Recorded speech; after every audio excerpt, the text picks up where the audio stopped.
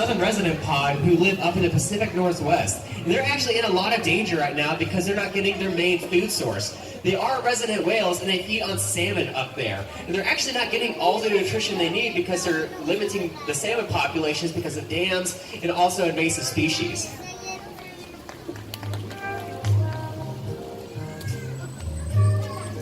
It does look like the trainers are going to be starting a training session here, so like I said earlier, be sure to get lots of photos and videos as we're doing this, because it is a lot of cool things that we do back here that a lot of people don't typically get to see.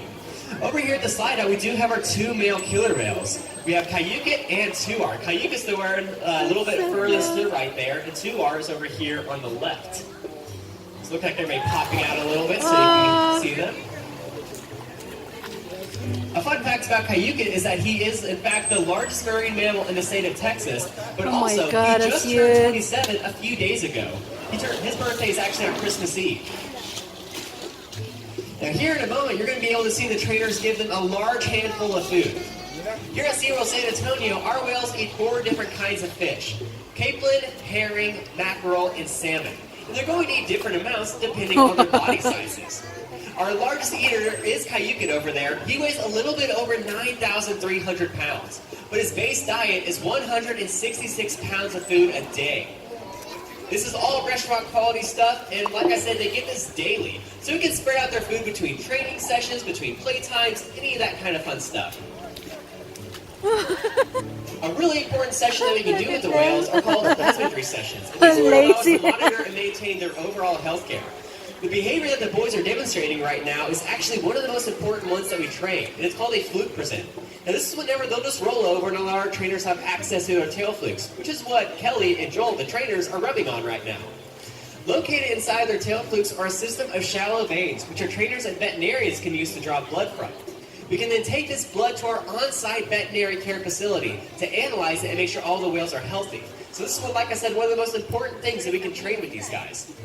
Another really important behavior is actually a slide out, which you can sometimes see us asking for in shows, or maybe even during this training session. If you guys look at the pool right adjacent to us, we do in fact have an orca-sized scale located over there. And the whales have been trained to slide up onto it. So at least once a week, we can use this scale to make sure that the whales are maintaining and growing at proper measurements and weights. Wow. Now, if you look really closely, you may see some of the whales getting a few other things besides fish. And they're getting what's called edible enrichment. So these are things such as ice, jello, and kelp. And these are all things that have been approved by our veterinarians to be safe for them to eat and ingest. So you can see right there when the trainers Joel and Kelly over here has some of that gelatin. This is made of a sugarless and flavorless jello. We add just a little bit of food coloring to make it fun for us and the whales. What's really interesting about this gelatin, though, is that we can make a highly concentrated form of it to use with other toys and actually use it as like a glue-like substance. So we can glue toys together, or glue kelp onto toys, or even jello onto toys as well. Now it looks like the boys are going to be demonstrating some vocalizations for you guys. And like I said earlier, this is going to be one of the many ways they can communicate. So turn your ears to the pool and see if you can hear just how vocal they can be.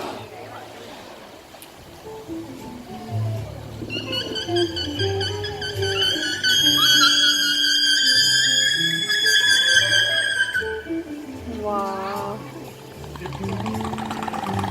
It's like a motor.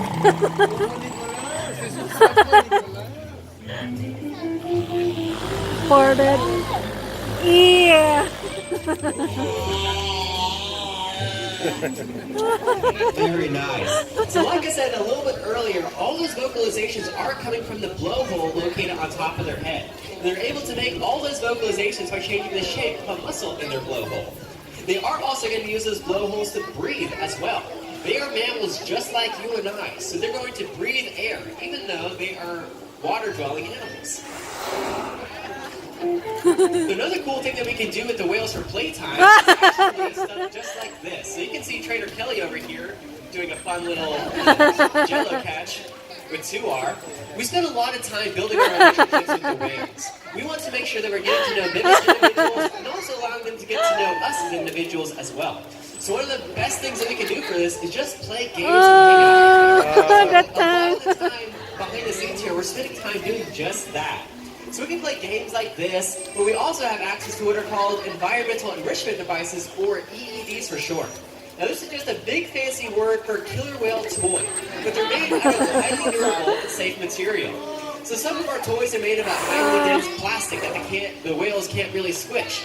We also have some tow strap, which you may see on 18-wheelers out on the highway. We have PVC pipe and conduit, and then one of my favorite materials is actually fire hose.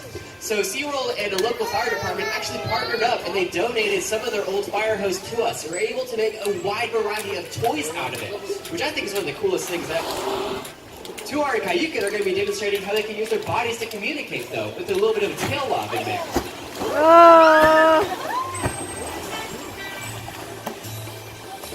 But besides those vocalizations, they can use their bodies to communicate over long distances by creating pops at the surface of the water. It can also be used to show a little bit of dominance with them, but typically it's going to be used for, like I said, communication over long distances. So if you ever see a whale reaching out in the wild, it may just be doing that to gain the attention of other whales.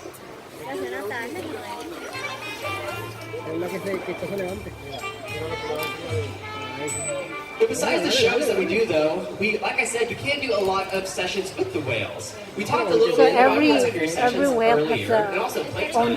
But two like one by other one. important sessions Look, that they're you not can do with the interrupting whales the are other. learning sessions and also exercise sessions. Wow. So big and fat. Exercise sessions sound exactly what you would think of. This is whenever we ask the whales to do a lot of high energy behaviors to make sure they're getting the exercise they need on a day-to-day basis. So these exercise behaviors could be anything from jumps in the pool, to fast swims, to breaches, any of that kind of good stuff, because it does take a lot of energy for them to jump up and out of the water like that. We also do what are called learning sessions, and this is where we mentally stimulate the whales with challenging and new behaviors. So we do these sessions every single day with the whales, and it can be anything from learning a new concept behavior, to training a new behavior, or anything along those lines. Because like I said, we want to make sure they're getting a lot of mental stimulation. The fun thing about training, though, is that there's no one way to train a behavior. And it's just like how humans can learn at different paces and at different rates. So how one whale learns behavior may be completely different from how another whale learns something. And that's actually one of the fun challenges of our job. We get to learn how each whale learns and then cater to that. We do have a staff of 18 people here, so it's just like having 18 teachers dedicated to just these 5 animals. It makes it a lot of fun for us. We get to be really creative with how we train and teach them.